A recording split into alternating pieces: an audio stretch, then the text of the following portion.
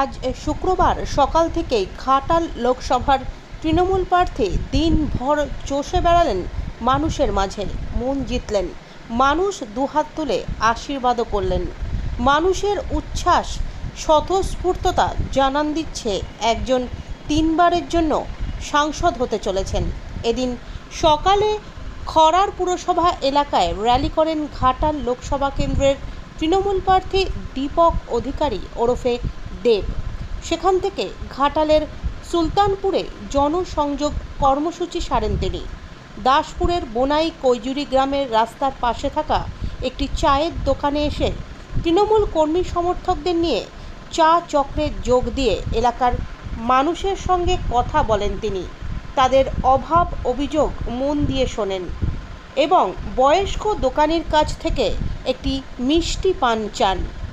চা এবং পান খেয়ে তাকে ধন্যবাদ জানিয়ে দলের নেতাকে টাকা দিতে বলেন। ঘুরছি চায়ের দোকানে দেবের মতো সেলিব্রিটিকে পেয়ে কয়েকশো মানুষ তখন হুমড়ি খেয়ে পড়ছেন। কলেজ পড়ুয়া কয়েকজন ছাত্রের সেলফির আবদার মিটিয়ে ফের মিছিল করে এগিয়ে চলেন দেব। সেখান থেকে চলে যান ঘাটালের ইরপাড়া গ্রামে, এরপর আসেন কেশপুরে। ঘরের ছেলেকে দেখতে তখন রাস্তার দুপাশে প্রচুর মানুষ ভিড় করেছেন। হুড খোলা জিপে মন্ত্রী শিউলি সাহা এবং ঘাটাল সাংগঠনিক সভাপতি আশিস হুদাইতকে চড়িয়ে বেরিয়ে পড়েন দীপক অধিকারী। যতদূর দেখা যাচ্ছে শুধুই তৃণমূলের পতাকা, সবুজ বেলুন আর মানুষের মিছিল। বেশ কয়েক কিলোমিটার ঘুরে র্যালি শেষ হয় বাসস্ট্যান্ড এলাকায় এবং এখানেই সভা করেন দীপক অধিকারী ওরফে দেব। আপনারা কি দেখলেন সেটা আমার জানা ইচ্ছে আছে। আপনারা কি দেখলেন কেশপুরে?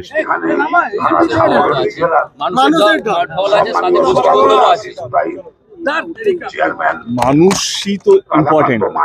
তো যেখানে যত দল বড় হবে তত গোষ্ঠীদ্বন্দ্ব হবে, সেটা সব দলেই আছে কম বেশি করে, তো সেটা থাকারই কথা। কিন্তু যেটার জন্য নির্বাচন, যাদের জন্য নির্বাচন, যাদের জন্য দল, সেটা হচ্ছে মানুষ। এবং মানুষের উৎসাহ, মানুষের পার্টিসিপেশন, মানুষের বিশ্বাস প্রার্থী এবং দলের প্রতি, সেটা আপনারা সবাই দেখলেন। মানে আজকে আমার মনে হয় কি, আমি কেশপুরে এর আগে যত মিছিল করেছি সমস্ত রেকর্ড আমার মনে ভেঙে দিয়ে আজকের মিছিলে যেই সংখ্যা মানুষ হয়েছে, আমার মনে হয় আপনাদেরও তাই মনে হয়েছে। মানে আজকে যেইভাবে মানুষের পার্টিসিপেশন ছিল, যত মানুষ আজকে এসেছিল, আমার মনে হয় না আমার আগে কোনো মিছিলে এত মানুষ এসছে। এবং আমার মনে হয় কি, যে গোষ্ঠীর কথা বলছি সেখানে আমার মনে হয় সবাই একসাথেই কাজ করছে। পার্সোনাল ইকুয়েশন থাকতেই পারে একটা, বাট যখনই একটা বড় নির্বাচন, একটা লোকসভার মতো নির্বাচন হচ্ছে, সবাই তাদের বেস্টটা দিয়ে কাজ করার চেষ্টা করছে। সেটা নিয়ে আমার বিন্দুমাত্র কোনো প্রশ্ন নেই। তোমার সামনেই বিশৃঙ্খলা, এটা নিয়ে কি কর্মীদের সাথে কথা বলবে যাতে ভবিষ্যতে এরকম না হয়? দেখো, আমার মনে হয় যত আজকে যেই ভিড়টা ছিল এবং আমার গাড়ির সামনে এবং সবাই থাকতে চায়, এবং দেখো অন্য প্রার্থী আমি অ্যাজ এ প্রার্থীর মধ্যে পার্থক্য আছে, সবাই একটা ফ্যান মোমেন্টও থাকে এবং তার সে সবাই দেবের গাড়ির সঙ্গে থাকতে চায়।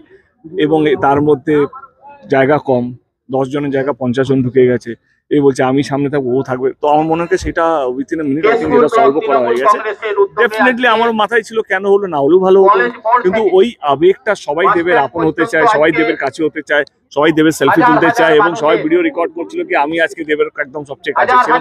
সেরকম একটা হতে পারে, বাট আমার মনে হয় হয়েছে, কিন্তু যত তাড়াতাড়ি সলভ হয়েছে সেটা নিয়ে আমি খুব খুশি ছিলাম আর কি। মানে তুমি যদি এটা রাখো উইথিন 2 মিনিটস পুরো ব্যাপারটা সলভ হয়েছে, তো আই থিঙ্ক এটা একটা আবেগ, এত মানুষের মধ্যে এটা একটা আবেগ কাজ করে। সেই আবেগের মধ্যে ছোটখাটো আমার মনে হয় কি ঘটনা হতে পারে। যদি না এটা বড় হতো তাহলে এটা একটা প্রশ্ন চিহ্ন থাকতো, এটা না হলেই ভালো হতো। বাট আমার এটা পুরোপুরি দেখে মনে হলো একটা আবেগ থেকে হয়েছে, দেবের গাড়ির সামনে কে থাকে সেটাই। আমি বলিনি, সাধারণ মানুষ যেটা আশাবাদী। দেখো আমার মনে হয় কেশপুর সব সময়, আমি এখানকার ভূমিপুত্র, মোজদার ছেলে, তো কেশপুর আমার দুটো লোকসভায় ভরপুর আশীর্বাদ করেছে। মানুষের বিশ্বাস আমার প্রতি গত দুবারই ছিল, এবং আজকে প্রথম দিন কেশপুরে এলাম নির্বাচন অ্যানাউন্স হওয়ার পর। এবং আজকে যেভাবে তোমরাই বলছো যে ব্যাপক একটা ভিড় হয়েছে, ব্যাপক মানুষ রাস্তায় নেমেছিল এবং রমজান মাস, তো সেই জায়গা থেকে রোজার সময় লোকেরা এসছে। এটা নর্মাল ডে হলে আরো বেশি হতে পারতো, তার চেয়েও বেশি হয়েছে।